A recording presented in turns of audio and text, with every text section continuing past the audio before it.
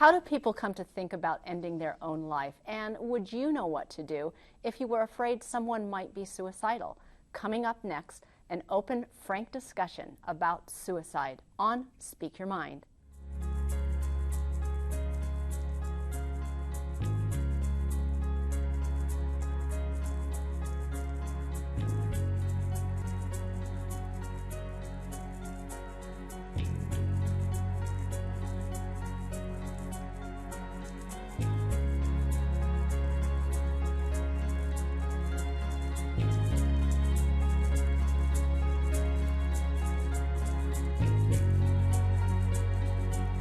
Welcome to Speak Your Mind. I'm Dr. Carolyn Phelps, licensed psychologist with the Human Development Center. And tonight, we're taking your questions on suicide. So call the numbers on your screen right now. Locally, dial 218-788-2844 or call toll-free at 1-877-307-8762. You can also text us your questions or email them using the number or address listed at the bottom of your screen. And tonight, we're going to be answering your questions in the second half of our show. We're going to start by introducing our first panel of guests. Mel Whiteside experienced the loss of his wife, Gildy, when she completed suicide in October of 2010. He's here tonight because he believes strongly that raising awareness and openly talking about depression will result in fewer suicides. And Beth Myers is the Executive Director of Core Community Resources, a program serving seniors in the Chequamegon Bay area. Recently, Beth and the board of Core Community Resources initiated the Gildy Project, a program aimed at addressing the mental health needs of senior residents. And thanks to both of you for making the drive from Bayfield and coming to be with us to talk about this very special problem of suicide. And I think a nice place for us to start, Mel, would be for you to talk a little bit, because Gildy was your lifetime companion of 41 years, and I'd like to hear a little bit of the story of your life with Gildy. Well, it was 41 good years. We moved initially from California to Minnesota, Tennessee, ended up back in Minnesota again. And the last few years after retirement, we were sailing for a little over 8 years. And then we, partly because of Gildy's depression, moved back to land, moved back to Bayfield, Wisconsin, built a house, and continued with our life there.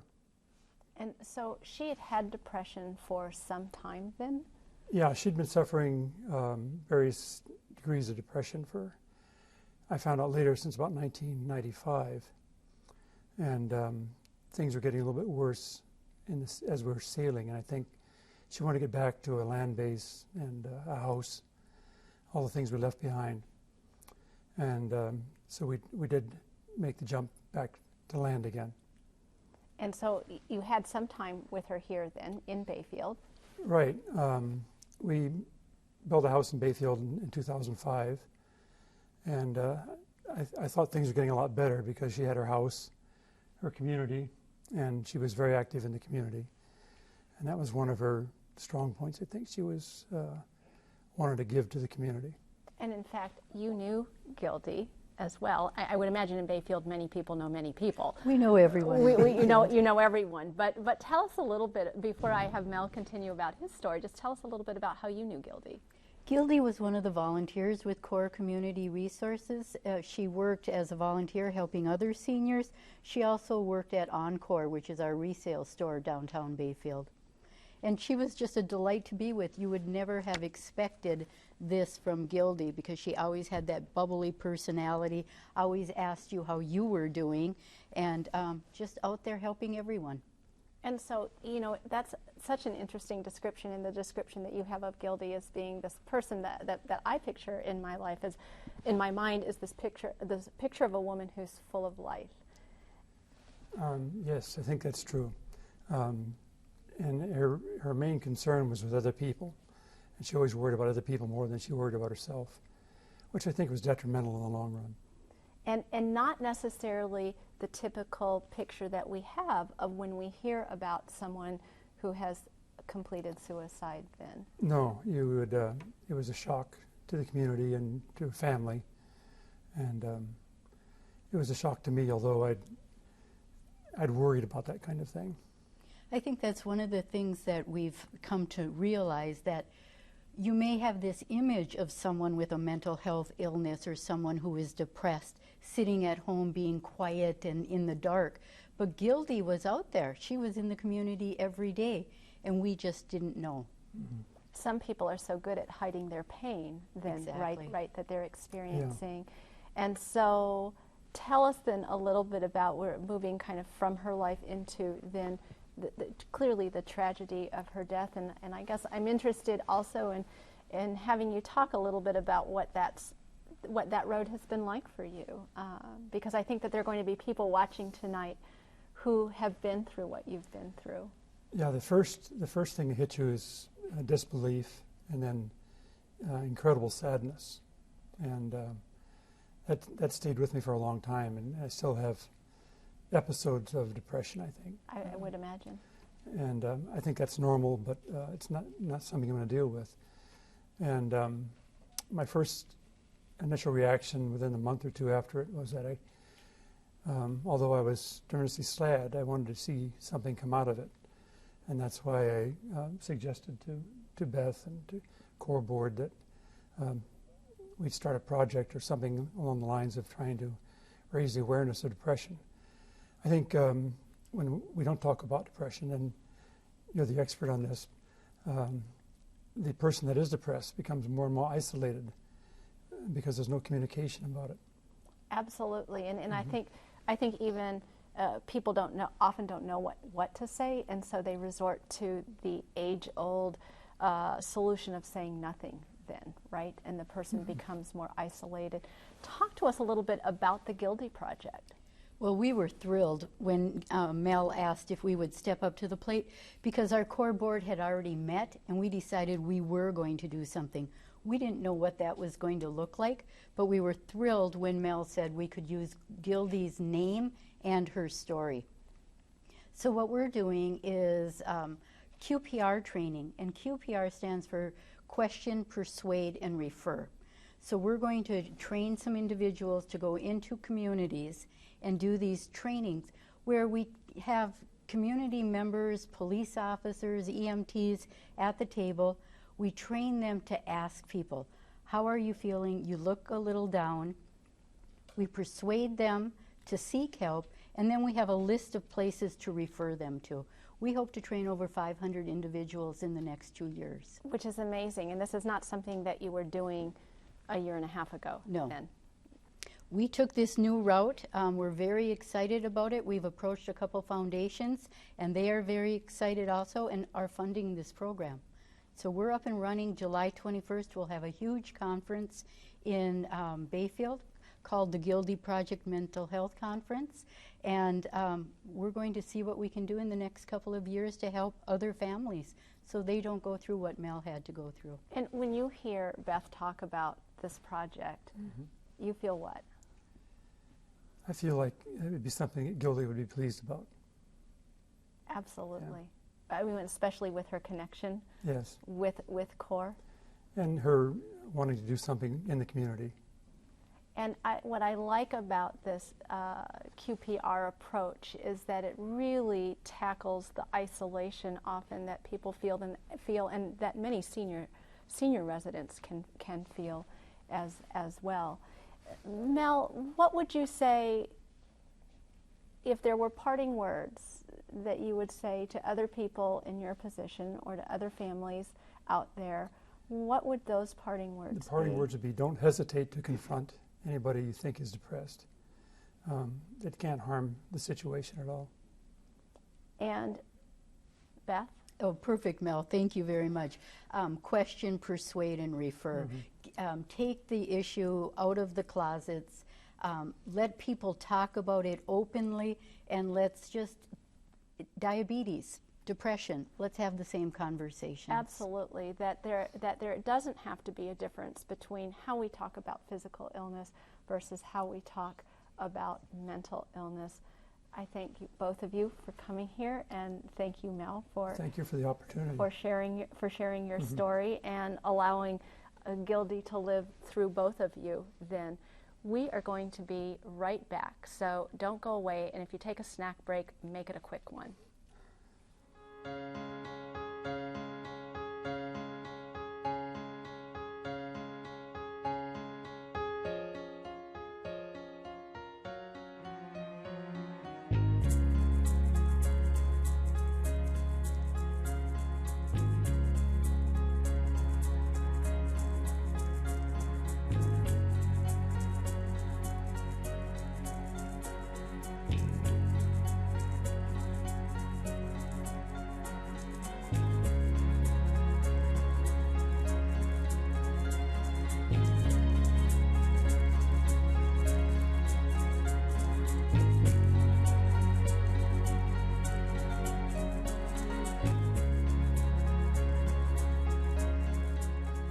Welcome back. And joining us now is Ed Niemi, a licensed clinical psychologist at the Human Development Center, where he serves as the Director of Outpatient Therapy for Lake and Cook Counties. Welcome, Ed, and that's Dr. Ed Niemi, actually. And this is the time when we're going to be answering some of those questions. So if you haven't been calling in, now's the time to call in. We talked a little bit about the personal experience of suicide that both of them had experienced. Mel, obviously, as a spouse, Beth as a friend and kind of coworker. Let's talk a little bit about some of the risk factors that make a person more at risk for suicide. Well, one of the things Mel was talking about is depression. About 90% of the people who will complete suicide have some type of mental health problem. Depression probably being the most common of that. There's about 10% that don't have a mental health problem. That can happen for another reason. It can be people starting to feel disparaged, to have a major change in their life. Somebody who has trouble being able to sleep. Somebody who, if you have substance abuse, if people are using drugs or alcohol, it greatly increases the risk of somebody completing suicide. And we know one of the ways that substance abuse increases that risk is that it decreases our inhibition and our judgment goes down, and we're more likely to do things that we wouldn't do if we were sober or straight. But there's also a time in which people who have that suicidal ideation that they take more risks. And so if you have alcohol or drugs on board, you don't have as much control, and they can end up completing suicide. A lethal combination. Very lethal. And I think another one of the risk factors, let's talk a little bit about where age factors in here as a risk factor. Well, it's very interesting. Children under 10, it's very rare for any kind of suicide. From teenagers, teenagers may think and talk about suicide a lot, but it's also a high rate. Seniors, by the way, are one of the highest rates of suicide. It's interesting, seniors, when they talk about suicide, they mean it. It's not somebody who's just talking about it, that take it very seriously, get them some help, get them to the doctor, ask about what are they thinking about. That's not attention-seeking. It's not attention-seeking, behavior. and it's not something, the worst thing you can do is say, well, go do it, to challenge them to do that, to try to snap them out of that. You need to listen to them. You have to remember that when somebody gets to the place where they're suicidal, it makes sense to them somehow. It becomes a solution. It becomes a way that it's an option that's the only option that they have. And whether other people disagree or agree, it is valid for them. And you need to listen to it and to allow them to talk about what's really happening. And my experience in working with the people who I see is that they often consider suicide when feeling trapped, and that they don't see a way out of their problems, or they don't see a way out of the pain that they're experiencing. And that feeling of trappedness creates a sense of urgency where suicide, I think as you put it so nicely, Ed, actually seems like a viable solution to consider then. The way I think about it, it's kind of like an inverted V. The more a person becomes depressed or very suicidal, their ability to think in alternative ways, their ability to problem solve significantly decreases. And so it gets to a place in which they see one solution to what their problems are. It's a permanent solution many times to a temporary problem. And that's what's sad. The sad thing about suicide is it's 100% preventable. I mean, we can do something about it. And I think that sense that people lose is that deep depression, that deep sense of hopelessness. You and I believe with help will go away. Correct. And so our perspective is we can help you and you won't feel all of this, and that's why we think you shouldn't kill yourself right now, is that you will not always feel this way, that there will be a day where you feel better and you will be glad that you did not complete suicide. Absolutely. Absolutely. And that your family will feel better about having you around. That, you know, Mel again talked about being a part of a family and a part of a community, and that can affect families and communities. Here is a caller, a man from Cloquet, is asking, can you talk a little bit about family history of suicide and how much that plays as a risk factor? I think family history can be a very significant risk factor because as you grow up, you begin to see that that is an option. It's an option that's been taken by another family member, and it becomes a way in which they can solve problems. And I talk with people about that as the legacy effect, right? Right. That this is, well, you can drink to solve problems, you can talk it out, or you can kill yourself. That is the legacy that is left by the family member. And is that what you see as well? Absolutely true. Absolutely true. We have another question here. For the elderly, can anxiety produce depression? This is Kathy in Cloquet asking, a little bit off topic, but depression is related so much to suicide. I think depression lives next door to anxiety. I think a lot of times they coexist. They're neighbors. Right. They coexist. They intermingle. They go. They really do affect one another. Anxiety will accelerate, will magnify problems, will make depression worse. And one of the things that we know is that when people have that agitation in their depression that anxiety often brings, that they have more energy and become sometimes then more at risk for suicide as well. Absolutely, that can be. Yep. Let's talk about suicide and the risk for suicide in young adults, because that's the other age range that has the high risk period. Correct. In young adults, teenagers, it's an area in which in ER rooms, probably 1 out of 10 ER visits for an adolescent is because of suicide. Vast majority of the people who go to ERs or have suicidal intentions are women at that time, or girls. About 70% are. The problem becomes males tend to complete it more often, tend to be much more lethal in their means. And so there's a great difference between somebody having thoughts of suicide, somebody who's beginning to be obsessed with suicide, thinking about how I would do it, somebody who's beginning to actually have plans about it, and then somebody who has a plan and are in the process of actually carrying it out. And you bring up a wonderful point, which is that many of us, if we take a look throughout our lifetime, going back to adolescence or young adult years, and not just those times, but other times as well, will have had some morbid thinking, will have had the thought in our lifetime, I would be better off if I was dead, or my family would be better off if I was dead, or might even have a suicidal thought. And yet, if you ask the majority of those people, the likelihood that they will kill themselves, they will say, what? Very little. There's been polls that have been done in ninth graders in Minnesota. 25% of ninth graders in Minnesota have thought that they would want to end their life. That doesn't mean that they will actually attempt suicide, think about it, but they get that discouraged. They get that down, that desperate at times, that many times the thoughts don't lead to the actions. And we know that teenagers don't necessarily have as wide of a coping repertoire as adults have, and also tend to be a bit on the impulsive side, and maybe that's where some of that thinking comes from as well.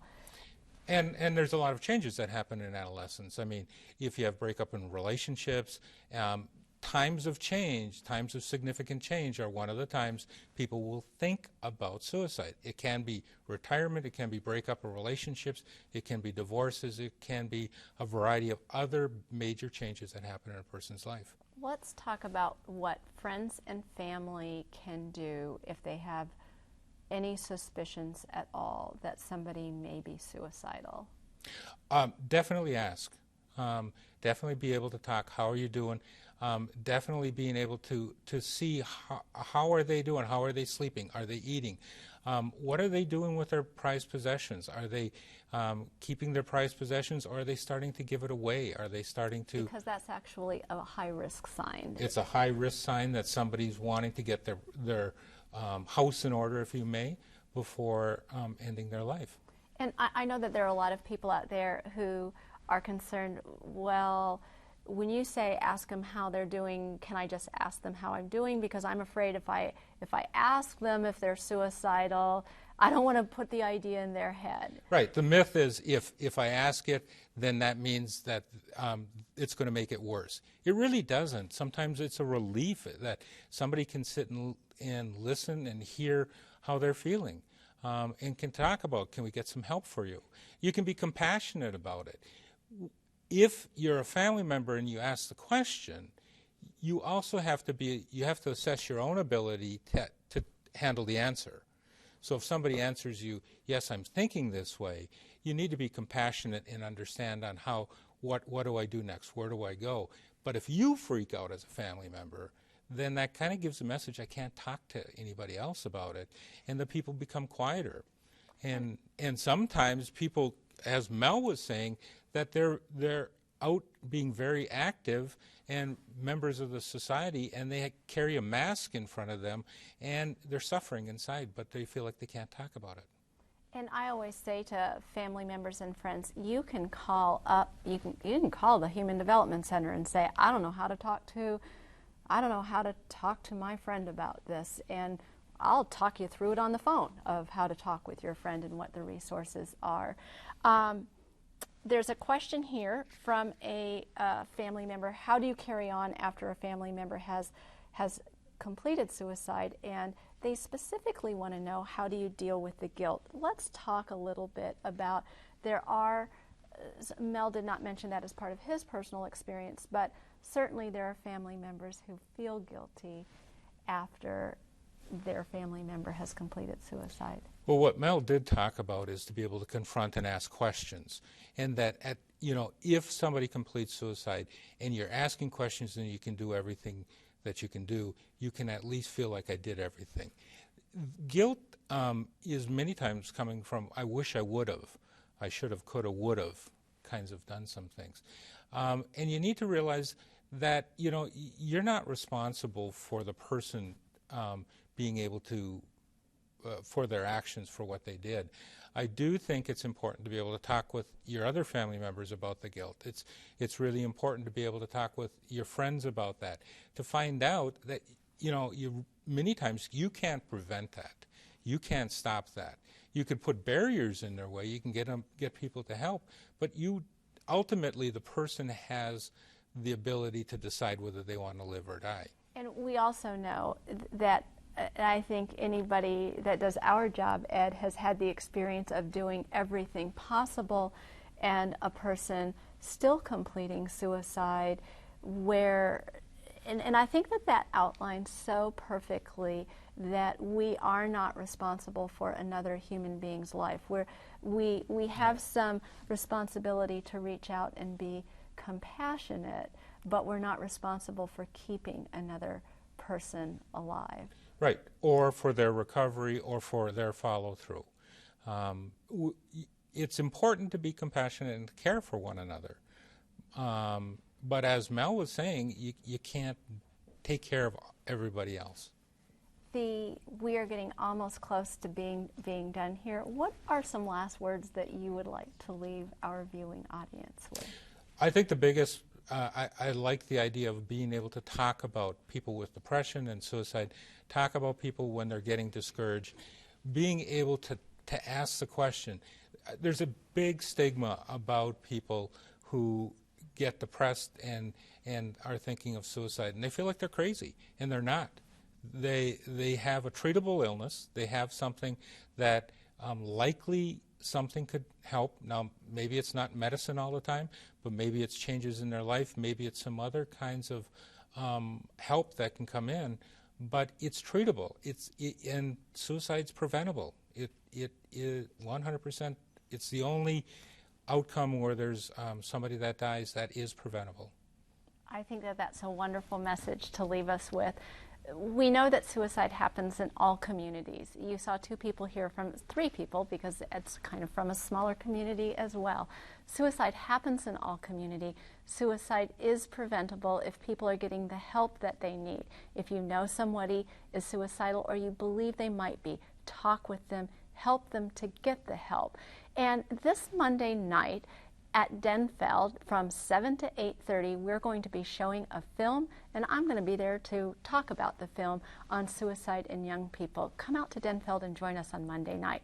Thanks again to all of you for being here, and don't forget to visit us on the web at speakyourmindonline.org, where you can find a schedule of our topics and resource links and read my blog. I took last week off because I was on a little mini vacay, but I'm back this week.